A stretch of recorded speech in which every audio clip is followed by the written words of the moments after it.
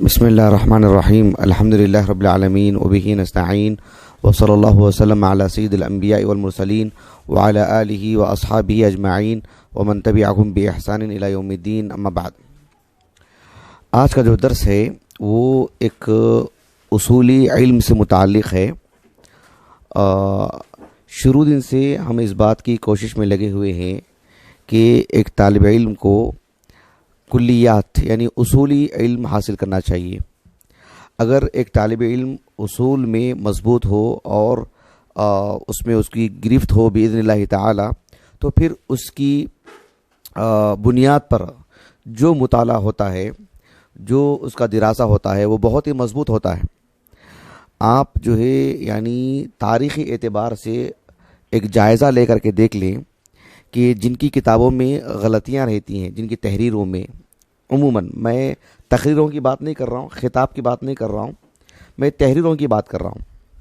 مثلاً آپ دیکھیں گے کہ حافظ ابو عبداللہ الذہبی رحمہ اللہ جو سیر اعلام النبلاء میں یعنی 50 کتابوں کی نشاندہی کرتے ہیں کہ اس کتاب کو نہ پڑھا جائے، اب تو اس کو الگ بھی کر دیا گیا ہے۔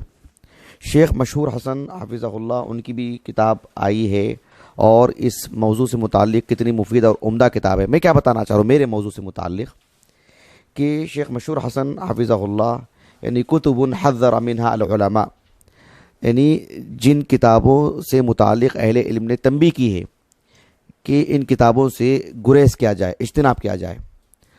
وہ کتابوں میں 2 طرح کی غلطیاں ہیں، ایک عام طور پر عقدی غلطیاں ہیں، منہجی غلطیاں ہیں۔ دوسری چیز یہ ہے کہ وہ کتابیں کسی اصول اور ضابطے کی روشنی میں نہیں لکھی گئی ہیں۔ جو میرے موضوع سے متعلق بات ہے، بطور تمہید میں نے آپ کے سامنے بات رکھی ہے۔ ہمارا جو موضوع ہے آج کا یعنی فقہی اصطلاح اصل، یعنی فقہا کے پاس اصل کے اطلاقات کیا ہیں، اطلاقات الاصل عند الفقہا۔ فقہا کے پاس جب اصل کہتے ہیں فقہا کی زبانی، تو اس کے اطلاقات کتنی معانی ہوتے ہیں، اس کے کتنے استعمالات ہیں ان کے۔ تو میں اس کو سمجھانے کے لیے بطور تمہید یہ بات آپ کے سامنے رکھ رہا ہوں کہ ایک طالب علم کو وقت کس پر نکالنا چاہیے، اصول علم پر۔ یعنی مثلاً اس کو یعنی اصول التفسیر یا اصول الحدیث، اصول الفقہ، قواعد فقہیہ یا مقاصد شرع ہے، اور اسی طرح سے اللغہ ہے، اللغہ العربیہ، اس کے اصول و ضوابط ہیں۔ جو بھی فن ہو جو شریعت کے لیے ضروری ہیں، اگر ایک طالب علم اس سے واقف نہیں ہوتا ہے تو پھر یعنی وہ شریعت کی نہ اچھے سے سمجھ سکتا ہے شریعت کو، نہ شریعت کی اچھی نمائندگی کر سکتا ہے۔ اسی لیے ہم نے جو اس سے پہلے ایک موضوع تھا ہمارا اصول فقہ اور قواعد فقہیہ کی اہمیت سے متعلق، میں آپ کو امام شافعی اور جو ہے شیخ الاسلام ابن تیمیہ رحمہ اللہ اور ابو اسحاق الشاطبی، ان 3 کبار اصحاب علم کی تحریروں کی روشنی میں بتایا تھا کہ شریعت کے علم کے لیے اصول علم کتنا معنی رکھتا ہے۔ تو اسی سے متعلق آج کی یہ گفتگو رہے گی انشاءاللہ کہ جب فقہا اصل کہتے ہیں کہ الاصل، جب ان کی زبانی ان کی تحریروں میں ہم پڑھتے ہیں تو بنیادی طور پر ان کے پاس کتنی اطلاقات ہیں، اس کے کتنی معانی ہیں اس کے۔ یہ ایک بات اچھے سے جان لیں گے تو جو شروحات ہیں، حدیث سے متعلق جو شروحات ہیں یا تفاسیر بھی، جس میں عمومی طور پر جو وہ آیتیں جس میں فقہی مباحث آتے ہیں، اس میں یہ اصطلاح بہت ذکر کی جاتی ہے، تو اس میں سمجھنے میں بڑی آسانی ہوتی ہے۔ ورنہ وہ ایک اصطلاح نہیں سمجھنے کی وجہ سے یا تو مطالعے میں ملل کا باعث بن جاتا ہے مطالعہ، یا آدمی آگے نہیں بڑھتا ہے، یا ایک طرح کی بے چینی رہتی ہے۔ تو چھوٹی چھوٹی چیزیں رہتی ہیں یہ، تو یہ جو آج کا درس ہے بہت ہی مختصر رہے گا۔ خیر، میں آپ کو بتاتا ہوں کہ یہ جو الاصل ہے، سب سے پہلے اس کا معنی جان لیتے ہیں۔ الاصل بنیادی طور پر اس کا جو معنی ہے، الاصل یعنی مشتق من الوصل، الوصل ضد القطع، قطع رحمی ہم سنتے ہیں اردو زبان میں بھی، اسی کا ضد ہے الوصل، وصل یعنی ضد القطع۔ یہ جو الاصل ہے یعنی حمزہ ہے نا، حمزہ یہ وہ سے بدلا ہوا ہے، وہ کی جگہ پر ہے، الاصل یعنی من الوصل۔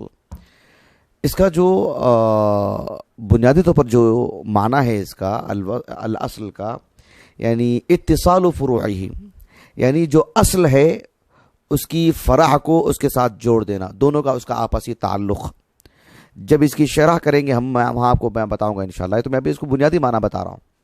جس طرح سے ایک درخت ہے اس کی ایک اصل ہوتی ہے، اس کی ایک جڑ ہوتی ہے، اور اس کی جو ڈھالیاں ہوتی ہیں وہ اس کی فرع ہیں، اسی سے جڑی ہوئی ہیں، تو اصل لازمی ہے، ضروری ہے۔ اللہ رب العالمین نے فرمایا سورۃ ابراہیم میں الم تر کیف ضرب اللہ مثلا کلمۃ طیبۃ کشجرۃ طیبۃ اصلها ثابت وفرعها فی السماء۔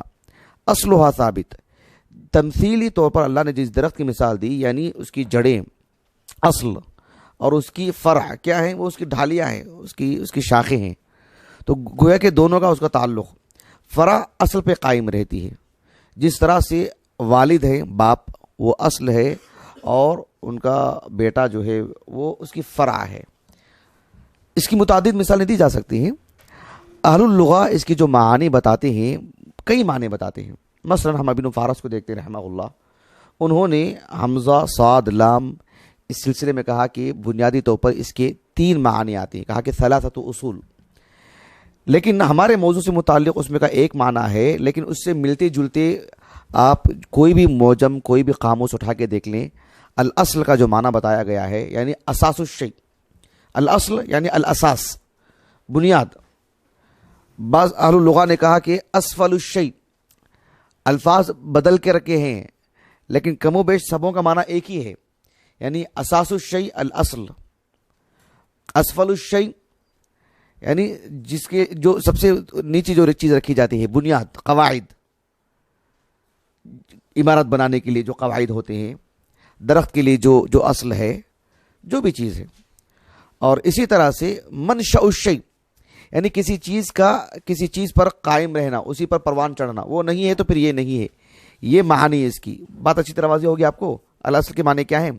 اسی لیے آپ دیکھیں گے کہ اصول فقہ پر جو کتابیں ہیں جس میں اصل کا معنی بتایا جاتا ہے، وہ اسی کو سامنے رکھ کر کے بتایا جاتا ہے کہ ما یبنا علیہ غیرہ، ما یبنا علیہ غیرہ، یا ما یتفرع عنہ غیرہ، یعنی جس پر کوئی چیز قائم ہو، کوئی چیز ہمارے پاس موجود ہے، گویا کہ اس کے لیے اصل ضروری ہے۔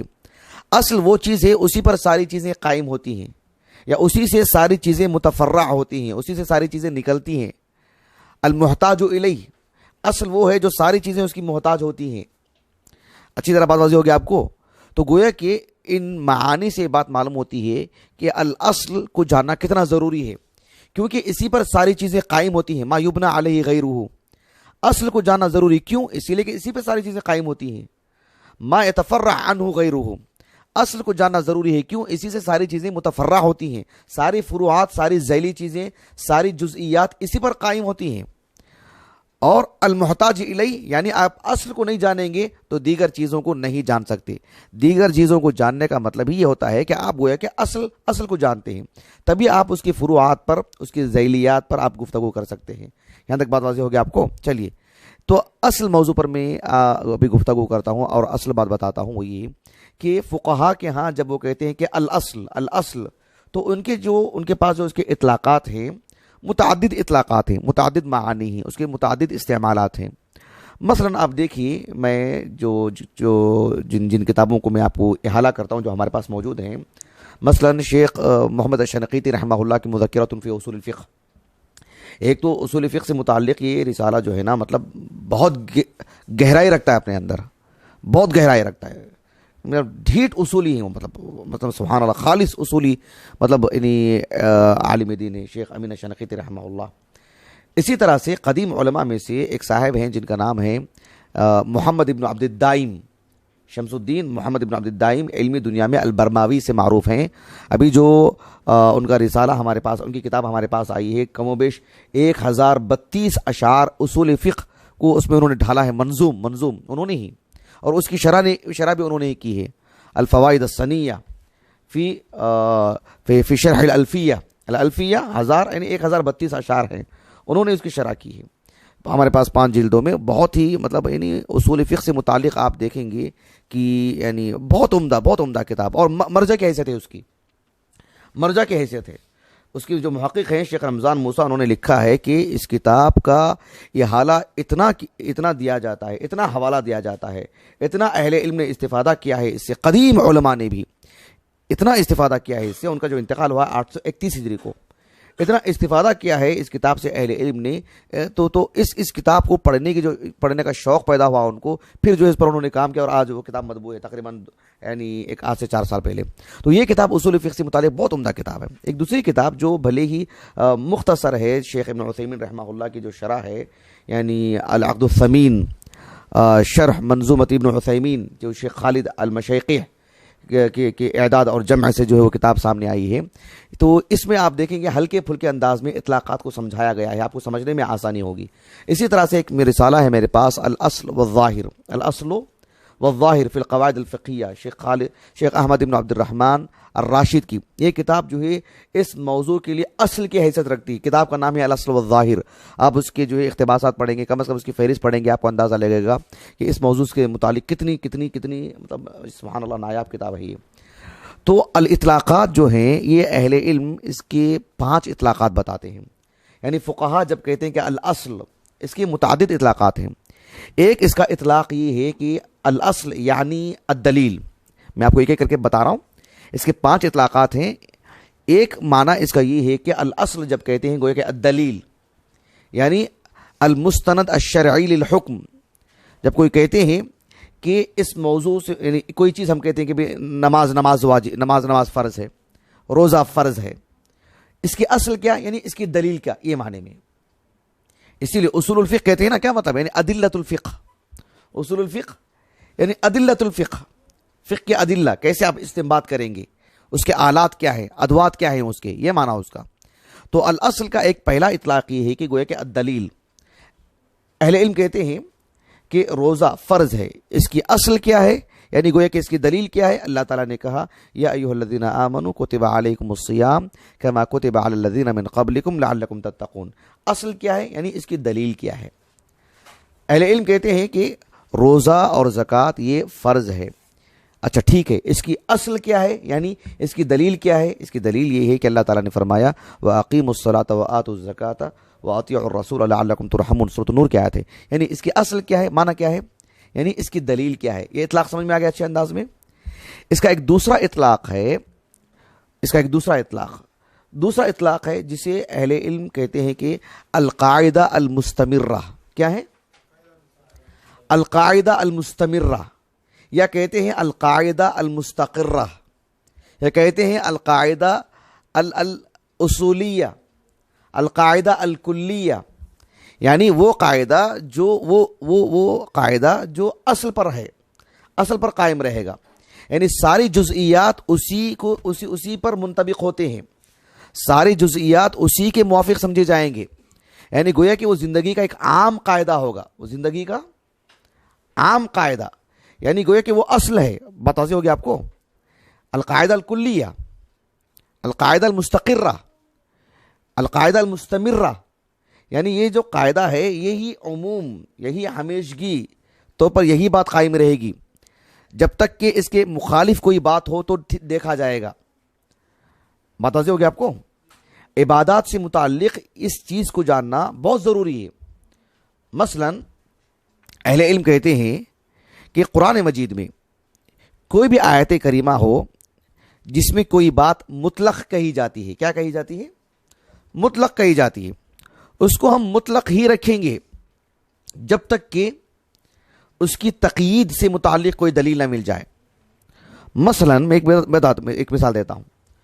اللہ رب العالمین نے سورۃ البقرہ کی بالکل اختتام پر جو آیت الدین ہے اس میں اللہ تعالیٰ نے ارشاد فرمایا وَاسْتَشْهِدُوا شَهِیدَیْنِ مِن رِجَالِکُم. یہ مطلق ہے، اس میں کسی طرح کی تقیید نہیں ہے، بات کو مقید نہیں کیا گیا ہے، مطلق ہے.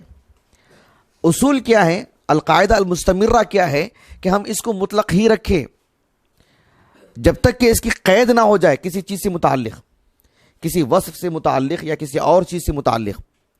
مثلا اللہ رب العالمین نے سورۃ المائدہ میں ارشاد فرمایا یا ایھا الذین آمنوا شہادۃ بینکم اذا حضر احدکم الموت حین الوصیہ اثنان ذوا عدل منکم. یعنی اللہ سبحانہ و تعالیٰ نے جو سورۃ البقرہ میں کہا کہ واستشہدوا شہیدین من رجالکم، مطلق ہے نا، مطلب من رجالکم، تم میں سے دو، کوئی بھی ہو سکتے ہیں، دو مرد، کوئی بھی دو مرد ایسا نہیں ہے، مطلق نہیں ہے. اس کی قید کیا ہے؟ ذوا عدل منکم، یعنی اثنان ذوا عدل منکم، جو عادل ہوں. اب عادل کیا ہے، اس کے جو معانی کیا ہیں وہ ہمارے موضوع سے خارج ہے، لیکن بات واضح ہے کہ دو عادل ہوں، صرف دو رجال نہیں بلکہ دو عادل ہوں. گویا کہ اس مطلق آیت کریمہ کی تقید اس آیت کریمہ سے ہو رہی ہے. اگر نہیں ہوتی تو ہم کس پر باقی رہتے؟ اصل پر باقی رہتے. بات اچھی طرح واضح ہو گئی. جیسے مثال کے طور پر جو النحات ہیں یا نحویون، نحوی حضرات، وہ کہتے ہیں کہ یعنی جو فاعل ہے اصل الفاعل، الاصل فی الفاعل الرفع. کیا کہتے ہیں؟ الاصل فی الفاعل الرفع. کیا مطلب ہے؟ القاعدہ المستمرہ، القاعدہ المستمرہ. یہ جو پانی کا مسئلہ ہے، پانی سے متعلق اہل علم کیا کہتے ہیں؟ یعنی یہ جو پانی کا جو معاملہ ہے، اس کی جو طہارت کا مسئلہ ہے، کہ الماء الاصل فی الماء الطہارہ، الاصل فی الماء الطہارہ. مطلب یہ کہ یہ القاعدہ المستمرہ ہے. دنیا میں پانی جہاں بھی ہو، جس شکل میں بھی ہو، جس صورت میں بھی ہو اور جس چیز میں بھی ہو، پانی سے متعلق اصل حکم کیا ہے؟ اصل حکم کیا ہے؟ جی طہارت ہے. جب تک کہ اس سے متعلق کوئی چیز زائد نہ آ جائے، چاہے اس کسی بھی شکل کا کوئی تغیر نہ پیدا ہو جائے. تو یہ جو چیز ہوتی ہے، میں مثالیں ایک دو دے رہا ہوں جسے ہم زندگی میں ایک سمجھ سکتے ہیں، جسے ہم نے پڑھا ہے، کیا ہے. ورنہ یہ ایک عام بات ہے، یعنی ہماری زندگی میں پھیلی ہوئی بات ہے. ہمارے لباس سے متعلق، ہمارے رہن سہن سے متعلق، ہمارے سفر اور حضر سے متعلق، شادی بیاہ اور وفیات سے متعلق، ہماری عبادتوں سے متعلق القاعدہ المستمرہ اس کو جاننا چاہیے. تو اہل علم کہتے ہیں کہ القاعدہ المستمرہ یہ ہے. مثلا دیکھو، یعنی المیتہ ہے، المیتہ یعنی مردار سے متعلق کیا معاملہ ہے؟ اصل کیا ہے اس میں؟ حرام. اصل یہی حرام ہے. اہل علم کہتے ہیں کہ اباحۃ المیتۃ للمضطر علی خلاف الاصل. کیا کہتے ہیں؟ اباحۃ المیتۃ للمضطر. وہ آدمی، وہ مسلمان جسے کھانے کے لیے کچھ نہیں ہے، زندگی کے گزارنے کے لیے کچھ بھی نہیں ہے اس کے پاس، اب وہ بھوک سے مر سکتا ہے. ایسی صورت میں اس کے لیے صرف مردار ہی ہے. تو اس کے لیے شرعی اعتبار سے کیا حکم ہے؟ اس کے لیے یعنی اباحت. اب اس کے لیے جواز کا معاملہ ہے. اباحۃ المیتۃ للمضطر کہتے ہیں کہ علی خلاف الاصل، یعنی علی خلاف القاعدہ المستمرہ. القاعدہ المستمرہ کیا ہے؟ القاعدہ الکلیہ کیا ہے؟ القاعدہ الاصولیہ کیا ہے؟ کہ المیتہ اصلا کیا حرام، یعنی قاعدہ مستمرہ ہے. کسی بھی صورت میں گویا کہ ایک خاص صورت میں اس کی جواز کی بات جو شریعت سے ملتی ہے علی خلاف الاصل، یعنی جو قاعدہ مستمرہ اس کو معلوم کرنا چاہیے. اس سے بات بتا رہا ہوں میں آپ کو کہ اہل علم متعدد مقامات پر کہہ دیتے ہیں کہ هذه القاعدہ المستمرہ، هذه القاعدہ المستمرہ، اس کا مطلب یہی ہوتا ہے، ان کے پاس یہی مقصود ہوتا ہے. بات واضح ہو گیا آپ کو. ایک دوسرا اطلاق، ایک تیسرا اطلاق وہ ہے یعنی الراجح،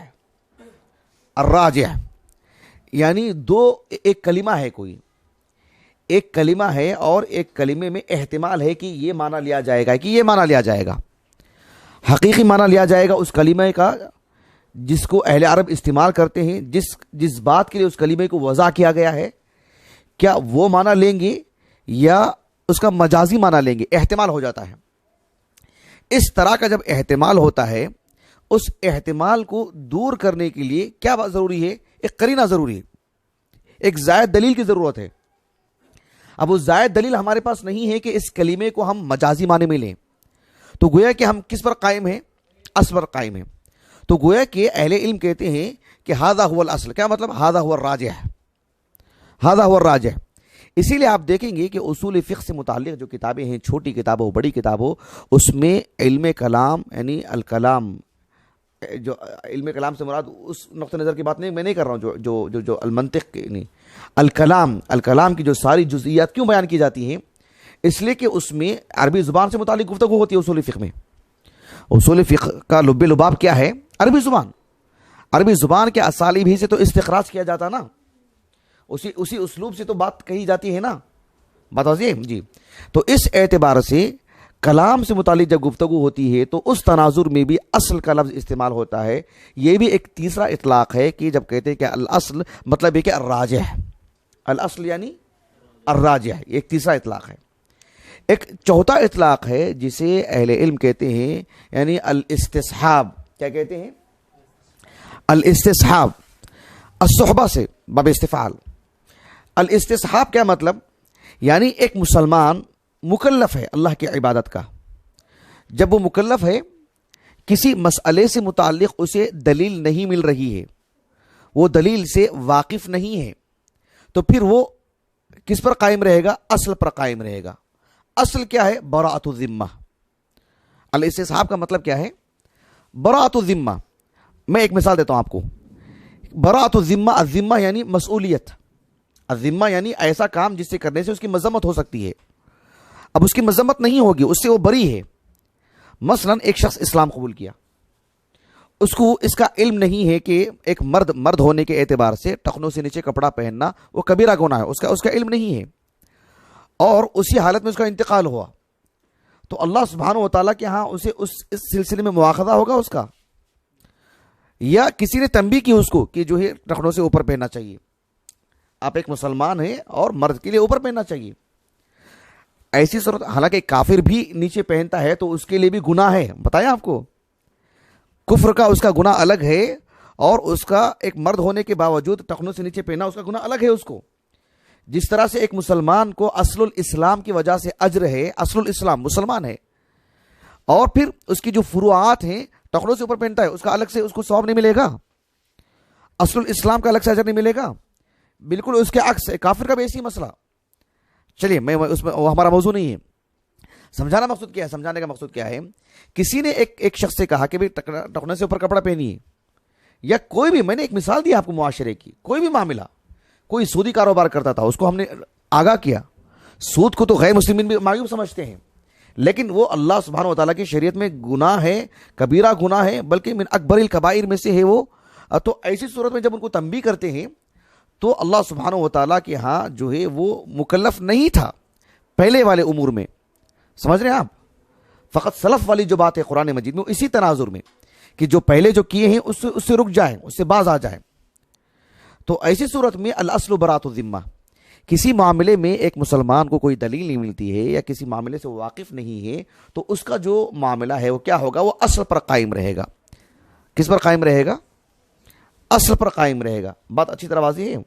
تو الاصل براءۃ الذمہ. اس سلسلے میں یعنی آپ دیکھیں گے کہ متعدد قواعد ہیں. جیسے مثال کے طور پر الاصل بقاء ما کان، الاصل بقاء ما کان علی ما کان، یعنی آدمی گویا کہ اصل پر قائم رہتا ہے. تو اس سے آپ غور کیجئے کہ نہیں مطلب کتنی اہم چیزیں یہ چیزیں. تو اہل علم اس سلسلے میں آپ اکثر دیکھتے ہوں گے کہ بھئی اصل پر قائم رہیں گے، ہم اصل پر باقی ہیں. جیسے مثال کے طور پر شراب ہے، شراب جو ہے حرام ہے، اس میں دو رائے نہیں ہے. کوئی انسان شراب کو اچھی چیز نہیں کہتا ہے جس کے اندر عقل سلیم ہو، جس کو عقل سلیم ہو اور جو ہے جس کے اندر حس ہو. سمجھ رہے ہیں آپ؟ کوئی شوق سے پی لیتا ہے، کوئی اس کے کچھ فوائد گنواتا ہے، لیکن اس کے اندر کے جو مضرات ہیں سب اس کے قائل ہیں. لیکن شرعی اعتبار سے اس پر جو گناہ لازم آتا ہے، جو اس پر جو ہے مطلب جو مواخذے کی بات ہے، وہ ایک زائد بات ہے جو اسلام میں ہے.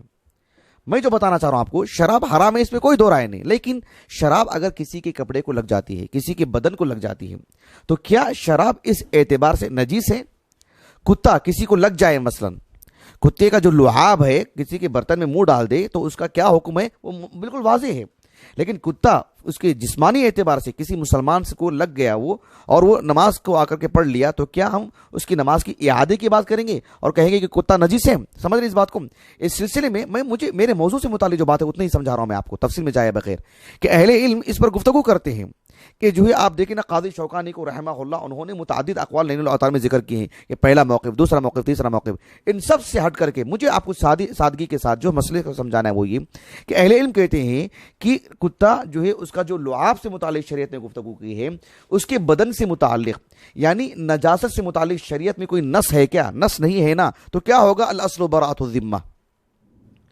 اصل یہی ہے، جب تک کہ نص نہ ہو کس بنیاد پر بات کہی جائے. وہ اگر اس کی جسم کو گندگی لگی ہے تو پھر وہ کتا ہی کیوں، وہ گائے اور بیل اور جو ہے مطلب بکری اور دیگر چیزیں بھی ہو سکتی ہیں، صرف کتا ہی کیوں؟ اگر محض نجاست کی بات کرتے ہیں تو جو اس کی جسم کو لگی ہے، ورنہ فی نفسی جو ایک جانور کا لگ جانا مطلب اصل کے اعتبار سے کیا ہے، الاصل برات و ذمہ، بات واضح ہو گیا آپ کو؟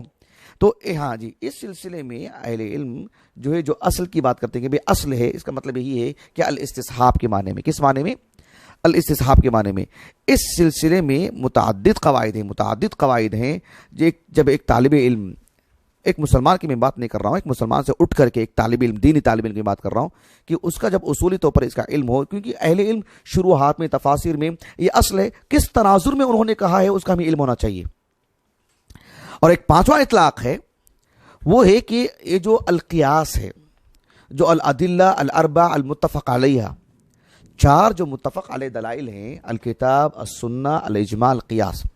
ہم جانتے ہیں کہ قیاس یہ چار ارکان پر قائم ہے۔ ایک ہے الاصل جسے المقیس علیہ کہتے ہیں، ایک ہے الفرع، ایک ہے دونوں میں مشترکہ ایک علت، اور پھر اصل یہ نص سے ثابت ہو اس پر اس کا جو حکم ہے، اس فرع میں وہی علت ہونے کی وجہ سے، جامع ہونے کی وجہ سے دونوں میں اس پر بھی وہی حکم منطبق ہوتا ہے۔ بات واضح ہو گیا آپ کو؟ تو اس قیاس کی زبان میں جو اصل کہتے ہیں وہ ایک اصل، وہ بھی ایک اطلاق ہے اہل علم کے پاس۔ جب وہ قیاس کی گفتگو، قیاس کا جو معاملہ ہے، آپ نے جو شیخ ابن عثیمین کے رابع میں پڑھا ہوگا یا خامس میں تفصیل پڑھا ہوگا، اور جو ہے مطلب سادس میں تو قیاس کی بحث بہت مطول ہے، اور جو ہے نا یہ بہت مطول بحث ہے، اس میں علت کی جو خاص شق ہے وہ تو بہت مطول گفتگو ہے، یعنی علت کیسے استخراج کی جاتی ہے، یعنی نصوص سے علت کیسے ہم مانیں گے، کیسے سمجھیں گے، وہ ایک مستقل ایک مسئلہ ہے، ایک طویل مسئلہ ہے وہ۔ تو اس میں اہل علم جب قیاس کی گفتگو کے دوران ھذا ھو الاصل، ھذا ھو الاصل جب کہتے ہیں، تو پھر اصل سے مراد دلیل ہے کیا؟ اس اصل سے مراد الاستصحاب ہے کیا؟ اس اصل سے مراد الراجح من القولین ایسا ہے کیا؟ نہیں، اس اصل سے مراد فرع کے مقابل۔ بات واضح ہوگی آپ کو؟ بات واضح ہو گئی؟ یہ پانچ اطلاقات ہیں جسے جاننا بہت ضروری ہے۔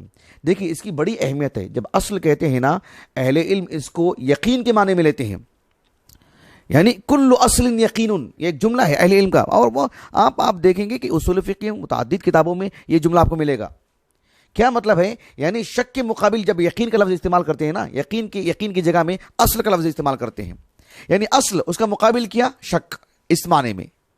جس طرح سے ہم کہتے ہیں کہ جو الیقین اس کا مقابل کیا ہے؟ الشک، نہیں، الاصل اس کا مقابل کیا ہے؟ الشک، یعنی گویا کہ یقین کے معنی میں لیا جاتا ہے اس کو، یعنی گویا کہ اصل ہے وہ۔ تو اصل کو جاننا بہت ضروری ہے۔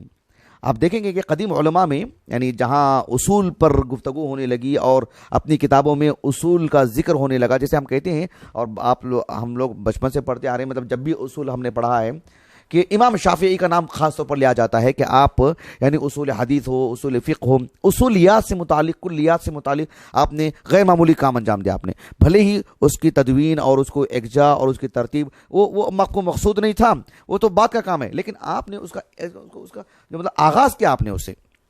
امام شافعی رحمہ اللہ کی جو کتابوں کا جو مجموعہ ہے، جسے ربیع بن سلیمان رحمہ اللہ ان کے تلمیذ خاص نے، جسے ہمارے پاس کسی عالم دین کی مجموعہ مقالات کا مجموعہ ہوتا ہے نا، ویسے شیخ امام شافعی رحمہ اللہ کے مقالات کا جو کتابوں کا جو مجموعہ جو انہوں نے اکجا کیا یہاں وہاں سے اکجا کر کے، اسی کو انہوں نے گویا کہ المجموع اسی کے نام پر الام نام رکھا انہوں نے۔ سمجھ رہے ہیں آپ اس بات کو؟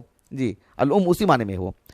تو اس میں آپ دیکھیے، اگر آپ مکتبۃ الشاملہ استعمال کر سکتے ہیں، اس میں دیکھ سکتے ہیں، تو اس میں آپ الاصل ڈال کر کے دیکھیں کہ امام شافعی رحمہ اللہ اس کی متعدد اطلاقات کا کتنا استعمال کرتے ہیں۔ میں کتاب کی بات کیوں کر رہا ہوں؟ کتاب کی بات میں آپ کو ہو سکتا ہے مطلب ایک جگہ ملے ایک جگہ نہ ملے، لیکن المکتبۃ الشاملہ کی مدد سے آپ کو کافی چیزیں ایک ساتھ مل جاتی ہیں الحمدللہ۔ اور پھر اس کی مدد سے اگر آپ پڑھیں گے کہ امام شافعی رحمہ اللہ نے اس کی اطلاقات کتنے بیان کی ہیں، بات واضح ہوگی آپ کو، یعنی بکثرت۔ اور ابو جعفر الطحاوی رحمہ اللہ ان کی جو شرح مشکل الآثار ہے، اب اس میں بھی عظیم فقیہ عالم، عظیم فقیہ ہیں آپ، ابو جعفر الطحاوی رحمہ اللہ، میں قدیم علماء کی بات کر رہا ہوں. تو یہ جو ہے نا مطلب قدیم علماء جو ہے جو اس کا بہت استعمال کرتے ہیں، پھر بعد میں تو اس کا استعمال بہت زیادہ ہونے لگا. پھر اس کی جب اشتقاقات اور اس کی جو معانی مطلب متعدد ہیں، بہت وسعت ہے اس میں، توسع ہے، تو پھر اس کے الگ الگ شق پر جو ہے کتابیں لکھی جانے لگی تاکہ سمجھانے کے لیے. تو یہ بڑی اہم چیز ہے. اس لیے ایک طالب علم کو اصل کے اعتبار سے اصل کا مصدر کیا ہے یعنی وہ جاننا چاہیے کہ اور اصل پر اتنی گرفت ہونی چاہیے کہ بھئی اس پر عمل کی کیا حیثیت ہے. مثلا کسی اور اصل سے معارض نہ ہو، یعنی نص سے معارض نہ ہو، اور ہم اس کو اصل کے طور پر کیسے مانیں گے، اس کو اصل کیسے سمجھیں گے، کیوں کر اس کو ہم کہتے ہیں کہ وہ اصل ہے. تو یہ کیسے ہم کو معلوم ہونا چاہیے، یہ جاننا چاہیے ایک طالب علم کے لیے. تو اس کی جو شروط ہیں، پھر اس کو کہاں سے اس کی تفصیلات ہیں، یہ ایک ہمارے موضوع سے خارج ہیں، لیکن میں آپ کو ایک رخ دینا چاہ رہا تھا آپ کے ذہن کو کہ اس کی جو اطلاقات ہیں اس کو ہمارے پاس ہمیشہ ذہن میں ہونا چاہیے. یعنی اس کو ایک محاضرے کے طور پر سننا بولنا اصل نہیں ہے، کیونکہ اس کا فائدہ کیا ہوگا کہ آپ کبھی بھی کوئی بھی کتاب اٹھائیں گے، حتیٰ کہ آپ تفسیر سے متعلق یا جو ہے آپ یعنی لغت سے متعلق عقائد سے جو کتابیں ہیں، شروحات میں تو بہت ملے گا آپ کو، اور فقہی کتابوں میں تو مطلب یہ چیز مطلب نہیں سمجھنے کے بکثرت ملے گی آپ کو یہ چیز. ایسے میں اطلاقات کو اگر آپ ایک نظر رکھتے ہیں، پھر تو آپ بڑی تیزی کے ساتھ مسئلے کو یوں باذن اللہ تعالیٰ آپ سمجھ لیں گے انشاءاللہ. تو انشاءاللہ آج سے متعلق اتنی ہی باتیں ہیں. اللہ رب العالمین سے دعا ہے کہ اللہ تعالیٰ ہمیں یعنی شریعت سے متعلق جو اصولی مباحث ہیں انہیں اچھی طرح پڑھنے کی توفیق عطا فرمائے اور اچھی طرح سمجھنے کی سعادت دے. اللہ تعالیٰ ہمیں وہ ذہنی قوت عطا فرمائے اور وہ فقہ اللہ تعالیٰ ہمیں عطا فرمائے اور شریعت کی بہتر اور علمی اعتبار سے نمائندگی کی اللہ رب العالمین ہمیں سعادت نصیب فرمائے. سبحانک اللہم و بحمدک، اشہد ان لا الہ الا انت، استغفرک.